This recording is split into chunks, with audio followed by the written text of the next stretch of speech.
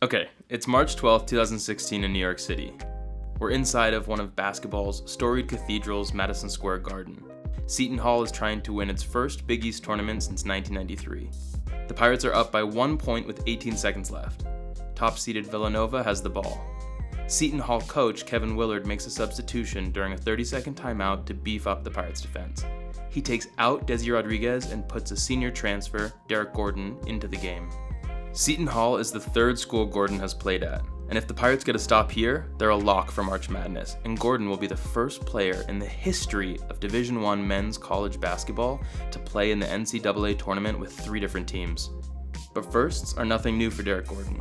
In 2014, he became the first openly gay man to play Division I men's basketball. He's used to the spotlight and the pressure. The defense holds, and Seton Hall gets the stop it needed. The Pirates sink a free throw on the other end, and Villanova's final attempt winds up being an air ball. Game over.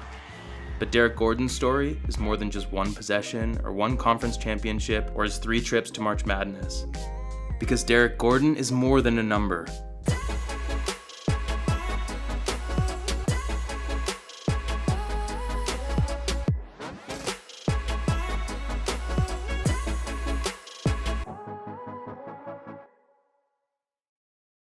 Gordon's basketball career started at a prep school known for its ability to churn out high-level college prospects, the Patrick School. Some of Gordon's peers? Eventual NBA All-Stars Kyrie Irving and Michael Kidd-Gilchrist. This was a stacked team, and Gordon was a standout star.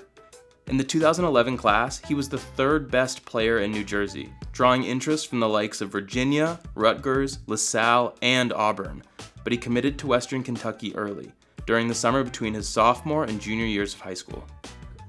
After Gordon committed, other players followed him to Western Kentucky. One ESPN analyst called WKU's 2011 Haul the best mid-major class in the country. Gordon was an impact player right away at Western Kentucky. He scored 25 points in his first game, a loss to St. Joe's, and started every game he played for the Hilltoppers. WKU didn't have a great season, but the Hilltoppers caught fire in the conference tournament, winning 4 straight games to win the league's automatic bid to the NCAA tournament. March Madness 2012. The Hilltoppers were part of the first 4, the play-in teams to make it to the bracket of 64, which featured some pretty high-profile attendees. Yeah, that's Barack Obama. But that may not have been the craziest part of this game. Gordon and the Hilltoppers were down 16 with 5 minutes to play, but they didn't give up. They clawed back, point by point, and squeaked out the W. After the game, Gordon was asked how he felt about playing in front of the president and delivered a cheeky response. I'm sure he liked what he saw. But a quick loss to future champs Kentucky bounced the Hilltoppers from the tournament, and shortly afterwards, Gordon announced he was transferring. His reasons weren't basketball related. Life off the court just wasn't quite as simple. As Derrick's star began to rise, his twin brother Daryl struggled. 2 years earlier, Daryl was sentenced to 5 years in prison, and the incarceration weighed heavily on Derrick, who cited it as the main reason for his desire to transfer. He landed at UMass. The transfer rules kept him off the court for a year, but once he hit the parquet, things were easy. At Western Kentucky, he was the first scoring option, leading the team in points scored, but at UMass, his game had to change. He developed a little more on defense and built a stronger, more well-rounded game. And it worked. UMass had their best season in years, and the Minutemen cruised to their first NCAA tournament since 1998.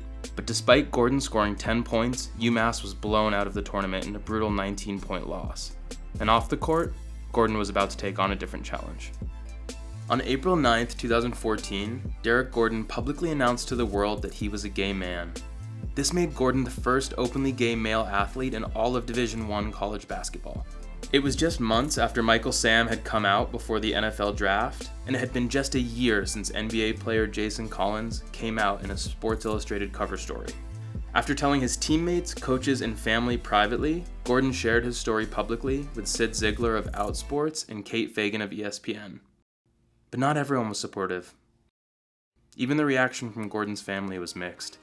At the time, Gordon's twin brother Daryl was especially upset, and members of the notorious and homophobic Westboro Baptist Church showed up to protest at UMass. But their jeers were drowned out by students showing admiration for Gordon's courage.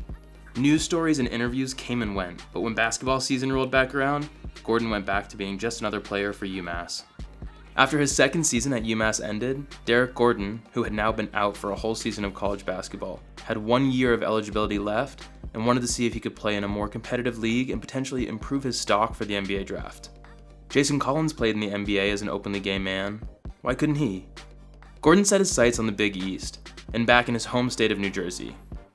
At Seton Hall, assistant coach Shaheen Holloway, a fellow Patrick School graduate, recruited Gordon to play for the Pirates. You might know Holloway now as the coach that took St. Peter's to the Elite Eight, and he's actually now the head coach at Seton Hall.